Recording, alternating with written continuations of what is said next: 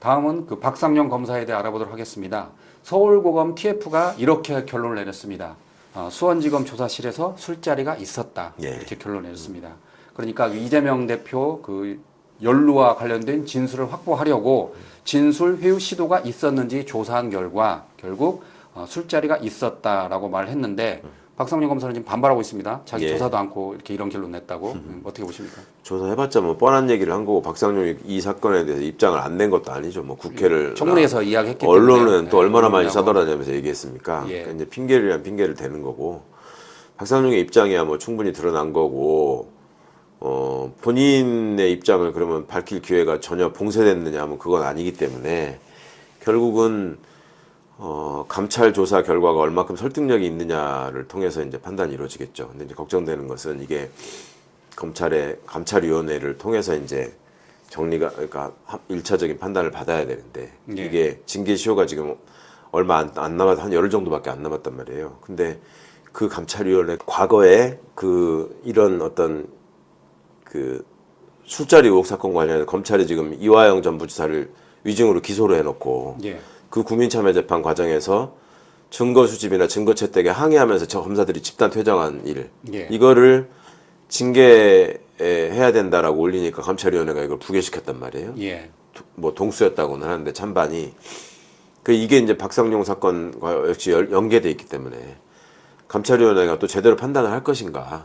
감찰위원회 위원들이 다 대부분 윤석열 때 임명된 사람들이라서 걱정이 있을 수밖에 없는 거죠. 예. 방금 말씀하신 내용을 정리를 하면 25년 11월 25일에 수원지법에서 열린 이화영 전 부지사 재판에서 검사들이 자기들이 증인으로 64명을 신청을 했는데 네, 예. 그 가운데 재판부가 6명만 받아들였어요. 네. 그러니까 이에 반발을 해서 검사들이 집단 퇴정을 했습니다. 예. 그러니까 다음 날 바로 이재명 대통령이 이제 어떻게 보면 분노를 한 거예요. 네. 어떻게 이럴 수 있느냐 하면서 이재명 대통령이 25년 11월 26일에 감찰을 지시했습니다.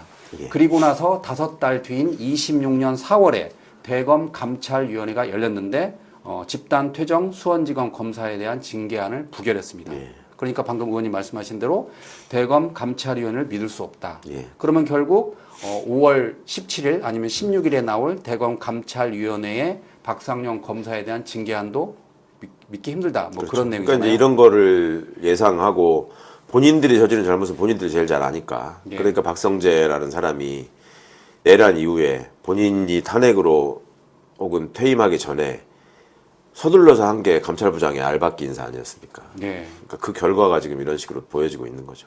감찰부장 힘이 대단한 것 같아요. 그러면. 그러니까 이 감찰부장이 제대로 된 정의로운 감찰 결과를 내놓게 하기 위해서 독립성을 부여하고 또 네. 검사들도 눈치 보지 말고 제대로 수사해라라는 것 때문에 상대적으로 다른 행정공무원들보다 신분보장을 강화시켜 줬는데 이게 비민주적인 정권이 들어서면 아무 쓸모없는 조항이 되고 끼리끼리 막 뭉쳐가지고 나쁜 짓을 하는데 활용이 되고 민주정권이 들어서가지고 그걸 바로잡으려고 하면은 온갖 군데에서 이제 이런 규정을 내세우고 들이대면서 이걸 이제 방해하는 걸로 활용이 되고 있는 거예요. 이게 이제 민주화의 역설이기도 한데 그래서 주권자의 의지가 중요한 겁니다. 이런 일들을 이런 식으로 하고 이렇게 사실을 왜곡하고 하는 거에 대해서는 우리가 반드시 심판한다, 용서하지 않는다. 이런 의지를 다지시는 게 여러 분야에서 지금 마치 이제 내란 상황이 이제 끝난 거 아니냐라고 착각하고 계시는 분들도 지금 꽤 있는데 전혀 그렇지 않다. 우리가 가야 할 길은 아직 멀다. 이걸 꼭 말씀드리고 싶습니다. 우리가 알고 있기로 그 대검에는 감찰부장이 있고 예. 법무부에는 감찰관이 있잖아요. 그렇습니다. 예. 그러면 대검 감찰부장은 전에 박성재 전 장관이 임명한 김성동 씨가 예, 있고 예. 또 그전에는 우리가 알고 있는 한동수 감찰부장이 예, 있고 예, 예. 그다음에 법무부 감찰관은 류혁 감찰관이 예, 있잖아요. 예. 직급상 아무래도 법무부 감찰관이 더 높은가요? 직급은 같은데 예. 법무부 감찰관이 그러니까 과거에는 대검에서 감찰을 안 하면은 법무부 감찰관이 관여할 수 있는 일이 봉쇄돼 있었어요. 근데 예. 그런 점들 때문에 그 법을 바꿔가지고 지금 법무부 감찰관이 할 수 있거든요. 근데 문제는 법무부 감찰관이 지금 아직도 임명이 되고 있지 안 되고 있다는 거죠. 예. 그래서 법무부 장관이 나는 하고 싶은데 지금 여러 가지 다른 문제가 있어서 내가 지금 내 마음대로 할 수 있는 게 아니다라고 국회에서 얘기를 그 했는데 이야기 했었죠. 예. 그게 답답한 일이죠. 그게 이제 따지고 보면은 이게 적임자를 잘 고르지 못하고 있는 상황이 있을 수도 있고 또 선임 과정에서의 여러 가지 문제점, 뭐 혹은 이제 누구를 정했는데 검증 과정에서 탈락하는 게 반복되고 있거나 뭐 이런 일들이 있을 수 있는데 빨리 좀 임명이 돼가지고 정상적으로 업무를 해야 될 텐데 이 점도 사실은 그 민정수석실이 좀 여러 가지 일을 열심히 하면서 인사검증 과정을 원활하게 해야 되는데 그것도 이제 걱정입니다. 네. 검찰에 관한 얘기 하나 더 해보도록 하겠습니다.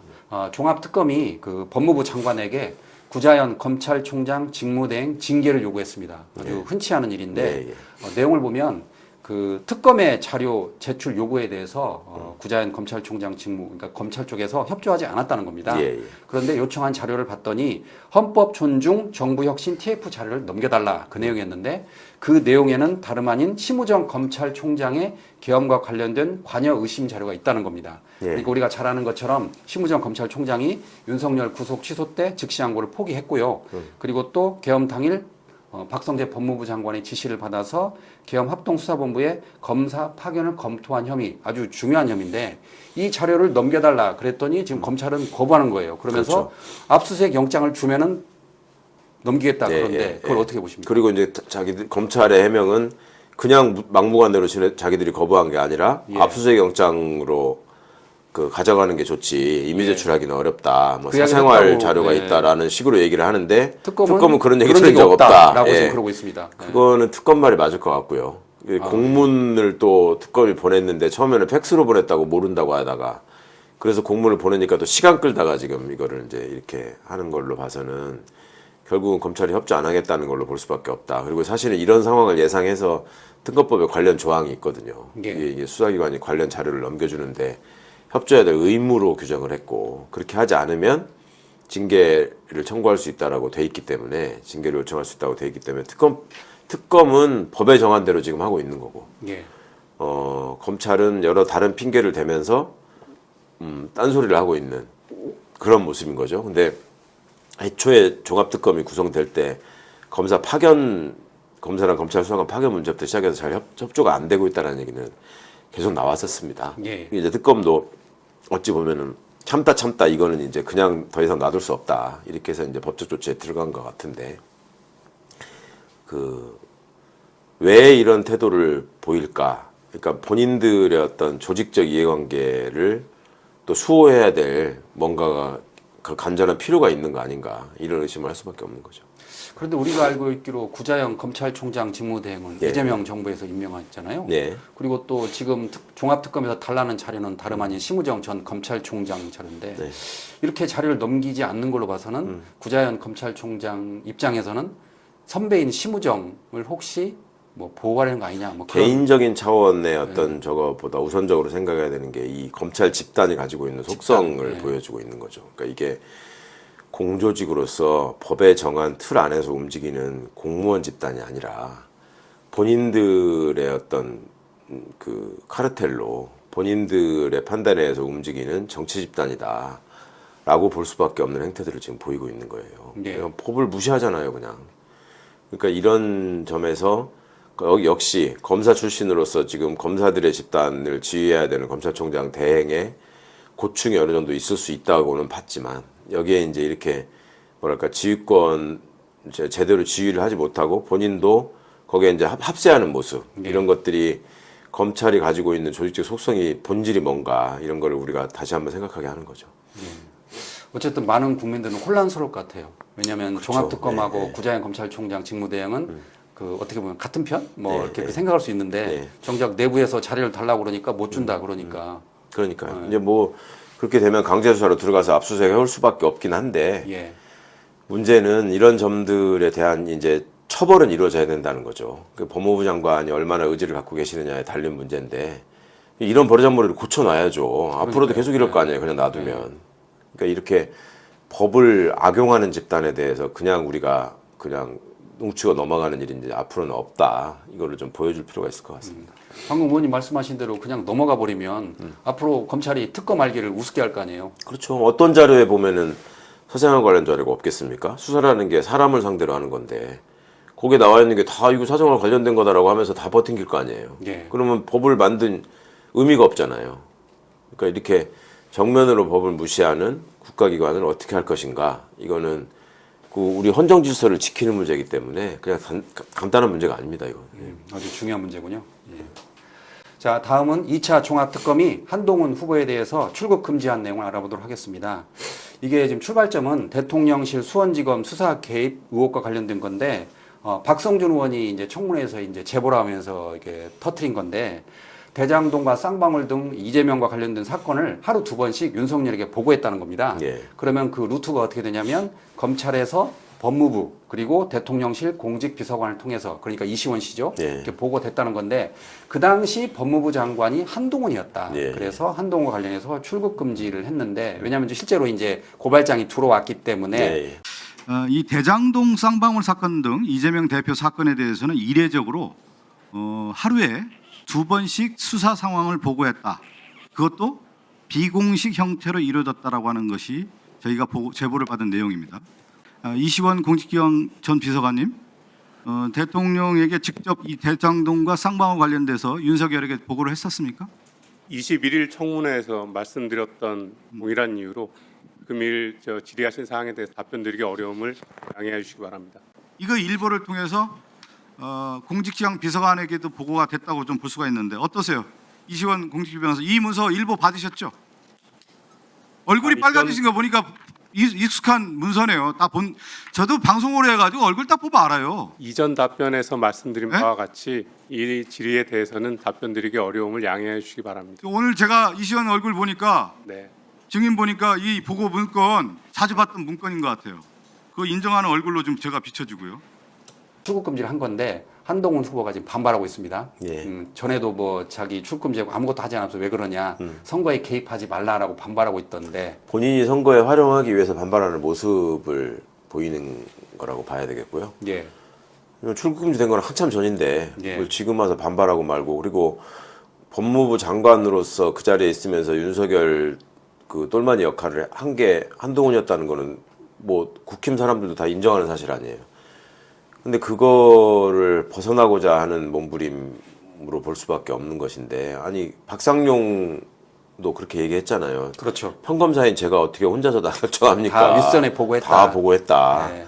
그리고 공직기관 비서관인 이시원도 국회에서 물어보니까 명시적으로 부인을 못했단 말이에요. 그냥 말씀드릴 수 없습니다 정도였지. 예, 그렇게 했죠. 예. 예, 그렇다면 공직기관 비서관이 그러면 법무부 장관 모르게 뭘 가서 염탐을 해가지고 그걸 받아왔겠습니까? 그건 아닌 거죠. 그러니까 그 중간에 있던 검찰총장이든 법무부 장관이든 수사 대상이 되는 건 당연한 거고, 다른 사람들한테도 출국 금지가 됐듯이 출국 금지가 되는 것도 당연한 거고, 근데 그 절차를 누구보다 잘 아는 게 한동훈이고, 그렇죠. 그런 일이 있었을 때 언뜻하면 언론에 흘리면서 출국 금지 시키고 상황에 따라서 흘렸던 게 대표적으로 한동훈이 하던 수법이고, 근데 본인이 그렇게 겪게 되니까 한동훈은 그런 상황이 되면 그런 얘기 많이 합니다. 과거에 채널A 검언유착 사건이 났을 때도 나는 어떻게든 구속될 것이다라고 얘기를 했었어요. 예. 지네들이 그렇게 계속 해왔으니까. 그러면서 그때 뭔가 이렇게 굉장히 결연하게 맞서는 것 같은 모습을 만들려고 했었거든요. 그럼 원래 하던 버릇대로 지금 하고 있는 것이다. 예. 그러니까 정치검사라고 한다. 이런 말입니다. 이에 대해서 그 권영빈 2차 종합특검보는 이렇게 언급을 했습니다. 대북 송금 사건은 국가 권력에 의한 초대형 국정농단 사건이라고 봐야 된다. 예. 그리고 윤석열 대통령실의 개입 시도를 확인했다. 이렇게 언급을 했습니다. 예. 그냥 뭐 넘어갈 수 없던 거죠. 특검이 괜히 그렇게 얘기하지는 않을 것이고, 그리고 절대 그냥 넘어갈 수 없는 일. 또 그냥 일반적으로 보기에 다 예상할 수 있는 일이잖아요. 예. 특검이 억지로 사건을 만들 리가 있겠습니까? 자, 이번에는 그 종합특검이 대검 이프로스 압수수색한 내용을 알아보도록 하겠습니다. 특검이 검찰청과 법무부를 잇따라 압수수색하는데, 정말 대검찰청 입장에서는 정말 창피하겠어요. 첫 번째로는 두려움이 더 큰 것 같고요. 두려움. 네, 네. 그 안에 있는 게 이제 다 드러나게 드러날까 봐. 되면 본인들의 속살과 민낯이 다 밝혀지니까 그게 두려운 것 같고, 두 번째로는 당황함이 좀 있는 것 같아요. 우리 핵심부에 들어와가지고 털 거라고 한 번도 생각을 안 하고 그 메신저 같은 걸 통해서 온갖 짓을 다 한 것 같은데, 예. 그런 데서 오는 당황이 좀 있는 것 같고, 그 다음에 이제 특검한테 저항을 했었단 말이에요. 개겼단 말이에요. 그거 뭐 예. 하면 안 된다고. 압수수색자 가져와라 그랬죠. 예. 예. 근데 이제 그런 점들이 여러 가지로 이 사람들은 실체나 본질이 여전히 지금 변하지 않고 있다는 걸 좀 보여주는 것 같습니다. 예. 내용을 보면 그 5월 6일에 그 디올백 수사 무마 의혹과 관련해서 특검이 대검찰청과 법무부를 압수수색했습니다. 그러니까 그 김건희 디올백과 관련해서 당시 직무 관련성이나 대가성이 인정되지 않는다며 검찰이 24년 10월에 이제 무혐의 처분을 했잖아요. 예. 그와 관련해서 이제 특검이 들여다보고 있는 거고요.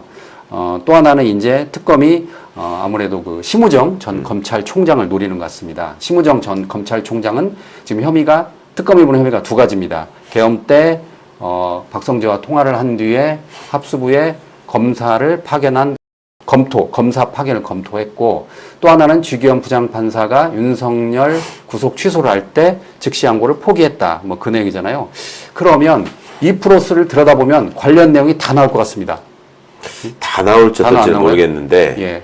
이제 이 프로스는 검사들끼리 주고받는 내용이 담겨 있는 거니까. 그래도 심우정이 거기에- 무슨 지시를 했고 그랬죠. 무슨 예. 보고를 받았는지 이런 거 나오겠죠. 근데 거기들이 이제 자기들이 혹시 이제 심우정한테 지시받았던 내용도 쓸 수 있는 거잖아요. 항의 차원에서. 예, 예. 그건 이제 심우정이 사실은 핵심은 왜 그런 결정을 하고 그렇게 행동했는가잖아요. 예. 그거는 윗선하고 연결돼 있을 가능성이 높잖아요. 뭐 법무부 장관이든 민정수석이든 대통령이든 다 검찰 한 식구 출신이니까 한통 속인 사람들이고, 이제 그런 점까지 밝혀내는 게 특검의 목표일 것이고, 그러려면은 사전적으로 심우정이가 그 앞뒤 상황에서 어떤 의견들을 주고받았는지를 파악할 필요성이 있었겠죠. 근데 그 과정에서 좀 의미 있는 결과물들이 나오기를 바라는데, 하여튼 잘 봐야 될 것 같습니다.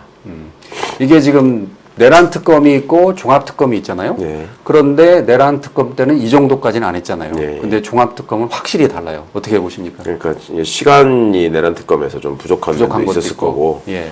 아무래도 이제 내란 특검은 검찰 출신 조은석 특검이 했기 때문에 그런 어떤 핵심까지 다 털어가지고 그 망신당하는 일은 좀 가급적 피해보자라는 일종의 공감대가 예.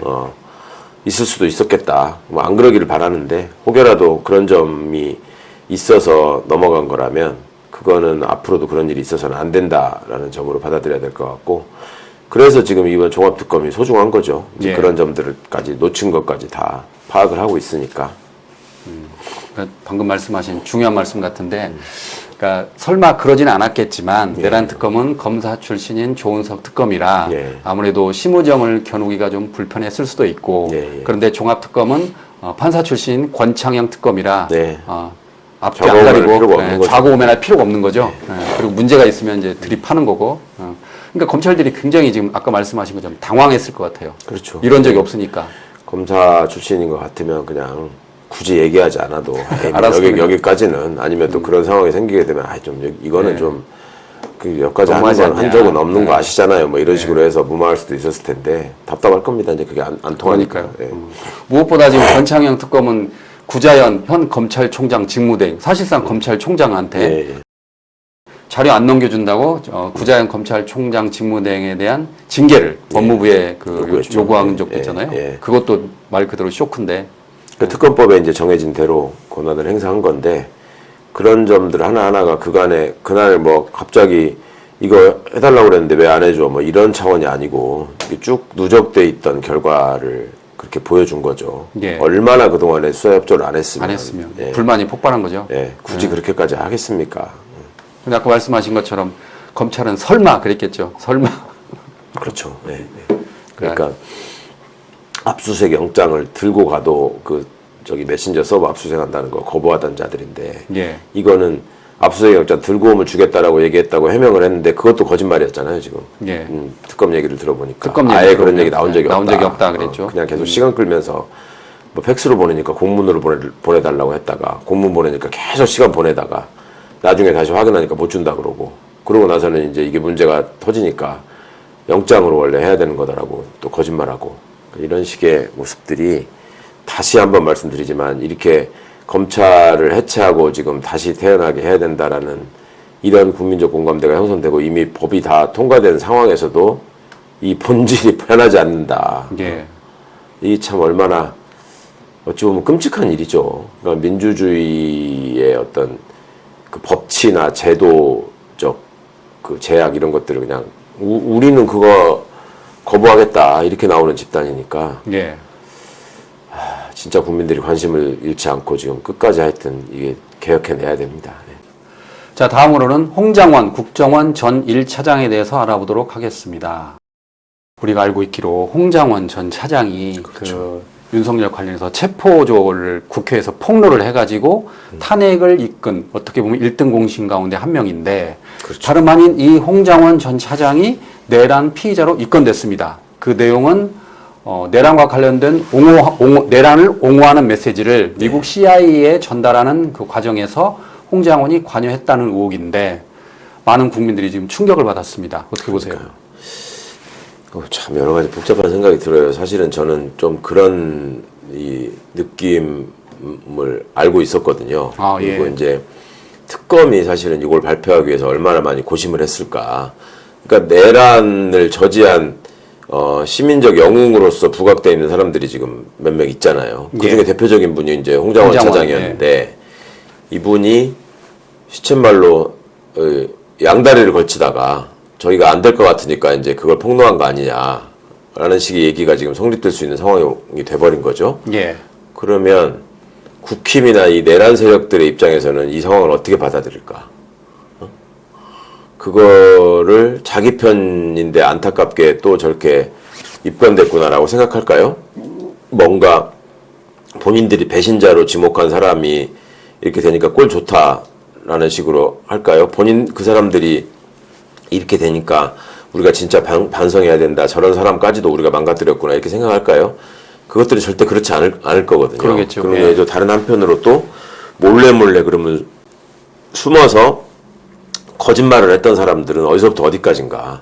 우리가 아주 비겁함을 넘어서 사악하게 거짓말을 하는 공직자들의 모습을 지금 너무 많이 봤어요. 예. 한덕수, 최상목, 이상민, 할 거 없이 그 뻔뻔한 거짓말들을 법정에서건 여러 번 토해내는 국회에서건 그렇게 하는 거를 많이 봐왔는데 그 외에 직급이 그렇게 높지 않은 사람들도 예를 들어서 별 하나짜리 1공수여단장 이런 사람 국회 와가지고 막 엉엉 울었잖아요.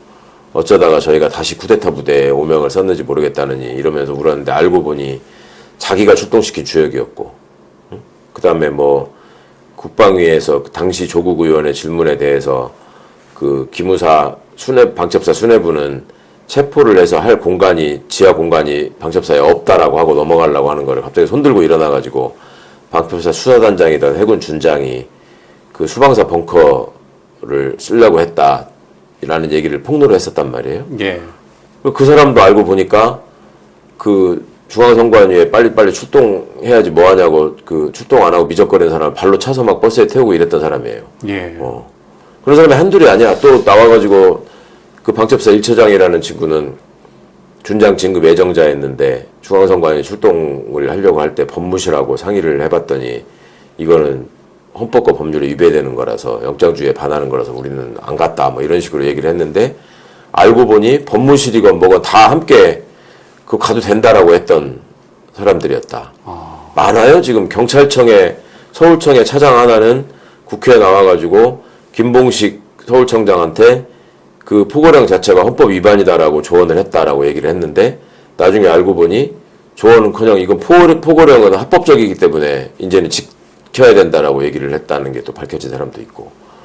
그러니까 이게 지금 도처에 막 이렇게 있어가지고 이 뿌리를 정말 어떻게 다 뽑아내고 깨끗하게 씻어낼 수 있을 것일까 하는 걱정이 드는데 사실은 그 걱정이 있었죠. 이제 지금까지 내란 특검이 했던 거에서 못한 거를 안 한 거를 종합특검이 지금 하고 있는 거잖아요. 예. 근데 내란 특검은 현장에 출동했던 경찰, 군인, 그다음에 그때 직접적으로 윤석열하고 대면하면서 행동했던 자들 중심으로 수사를 했었단 말이에요. 근데 그때 우리가 그걸 보면서도 아니 그러면 청와대 안보실이 거기서 지금 빠져 있었다는 거냐. 그 다음에 육군본부만 움직이고 그러면 합참은 그러면 아무 관여가 없었다는 거냐. 국정원도 또 그냥 있었다는 거냐. 이런 의문을 제기했었거든요. 근데 그런 것들의 흔적들이 종합특검의 수사를 통해서 지금 밝혀지고 있는 과정인 것 같아요. 그래서 종합특검도 면밀히 검토하고 심사숙고한 끝에 국민들에게 이걸 알리신 거라고 저는 믿고 싶고 이 홍장원 씨에 대해서는 확실하게 정말 아주 세밀한 수사가 이루어져야 될 것 같습니다. 의원님 말씀을 들어보면 개헌과 관련해서 많은 사람들이 의외로 두 얼굴을 가지고 있었다라는 그렇죠. 뜻인데 그래도 많은 국민들은 적어도 홍장원 전 차장은 아니기를 지금 바라고 있을 겁니다. 그렇죠. 예. 네. 저도 마찬가지입니다. 그러니까요.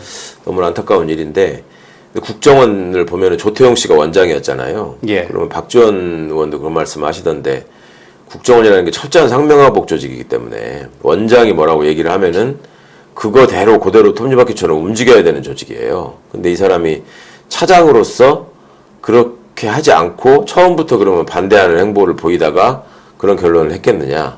그거는 사실은 홍정화 씨의 그동안의 국정원의 근무 경력이나 그분의 어떤 철학이나 이런 것들을 아는 사람들은 조금 회의적인 얘기를 하는 경우를 제가 많이 들었기 때문에 예. 조금 제가 느낌이 있었다라고 말씀을 드린 건데 이제 그런 것들이 실제 그날의 여러 가지 행적을 통해서 어떻게 확인되는지가 좀 수사 결과로 명명백백하게 좀 드러났으면 좋겠습니다. 근데 기본적으로 제일 나쁜 사람은 조태용이고 예. 근데 국정원장의 지시를 국정원이 얼마나 적극적으로 움직였느냐 그리고 이제 지금 방첩사가 한 걸 보면은 계엄 선포에 한 1년 전부터 미리 준비를 한 흔적이 보인다는 건데 제가 볼 때는 국정원도 비슷할 것 같거든요.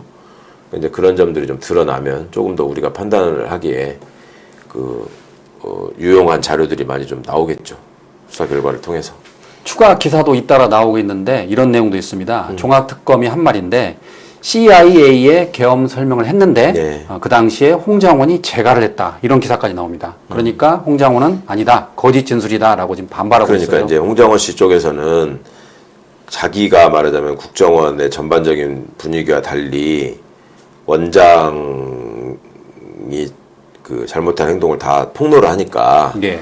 그 내부에 말하자면 안티 홍장원 세력이 움직여가지고 말을 맞춰서 자기를 지금 음해하고 공격한 거다라는 항변을 하는 것 같아요.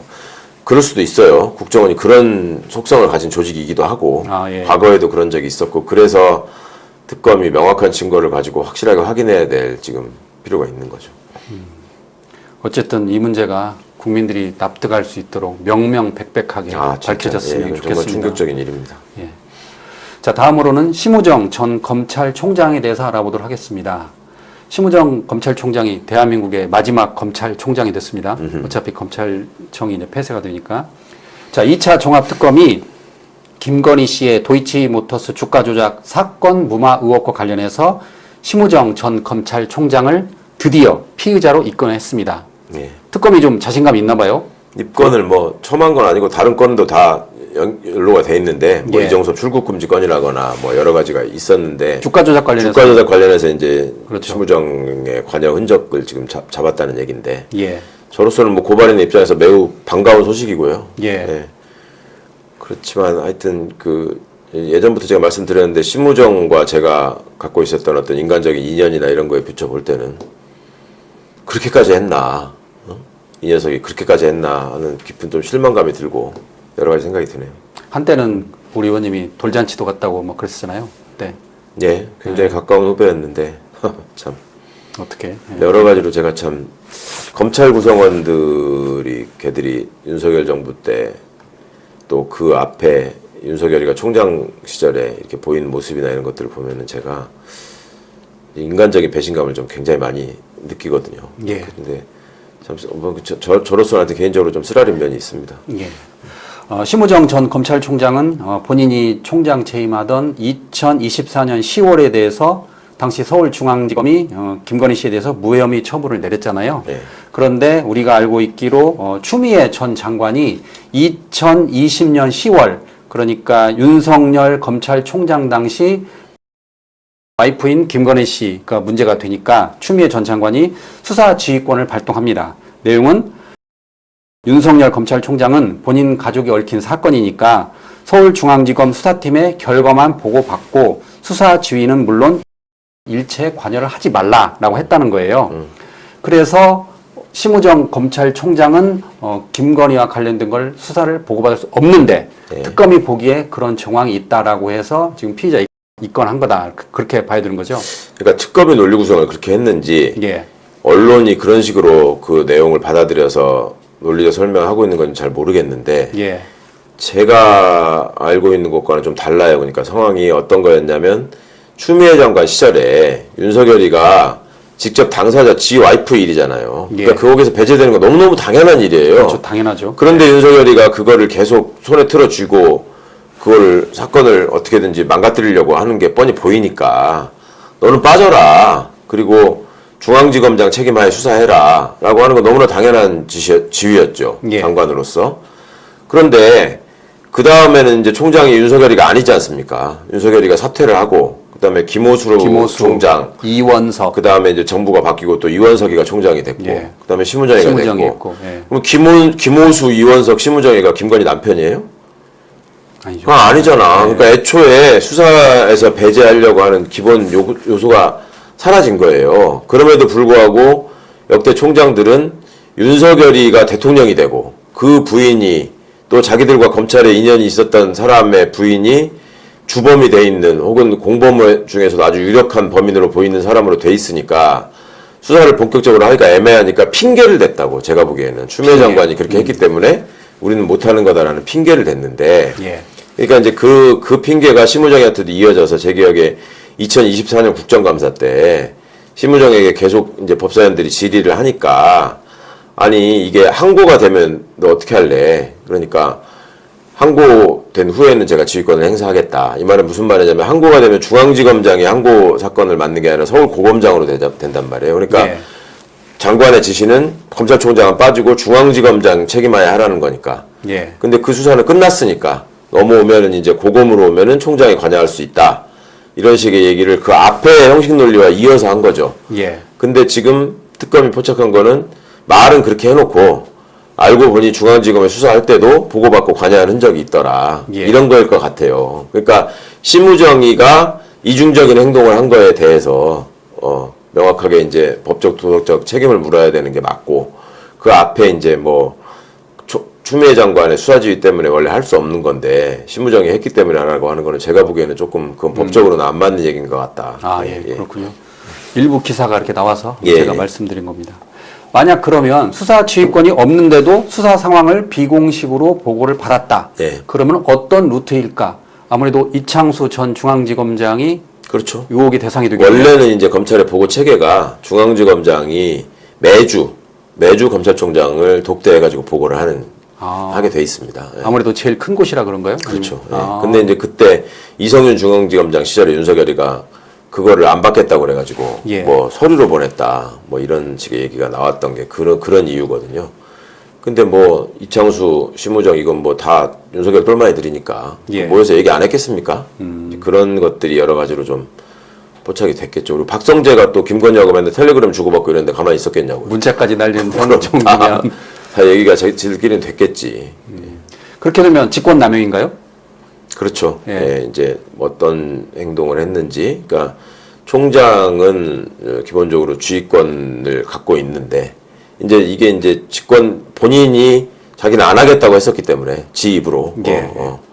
그러니까 법적으로 그게 맞는 얘기는 아니지만 내가 안 하겠다고 해놓고 했으니까 그걸 책임져야죠. 근데 이제 만약에 이게 이제 특검이 이 직권남용이나 이제 이런 부분을 들어서 기소를 하면 그때 가서는 이제 검찰총장 원래 할 수 있는 것도 이렇게 나올 겁니다. 아. 예, 이것도 원래 그래요. 그러니까 그래서 본인이 법비라고 하는 거야. 안 하고 했다는 그 발언이 발목을 잡게 되는 그런 거죠. 거죠. 예, 아. 결과적으로. 국정감사 때 말 조심해야겠네요. 자업자득이에요 이게. 야, 그 말만 안 했다라면 아까 방금 의원님 말씀하신 대로 뭔 소리냐 그게 법적인 의무는 아니었다라고 피해갈 수 있는데 근데 이제 그렇게 나가면 이제 국감에서 유증하게 되지 또. 그러니까 이런 짓들을 한다니까요. 예. 그래서 법비라고 하는 거예요. 정말 그게 본인의 발목을 잡았을 줄은 꿈에도 상상을 못했겠네요. 그러니까 이게 심우정이만 그러냐고. 저 보면은 이상민이도 판사 출신이에요. 예. 가는 데마다 증언하고 거짓말하고 나중에는 선사 안 하겠다고 그러고 막 이랬잖아요.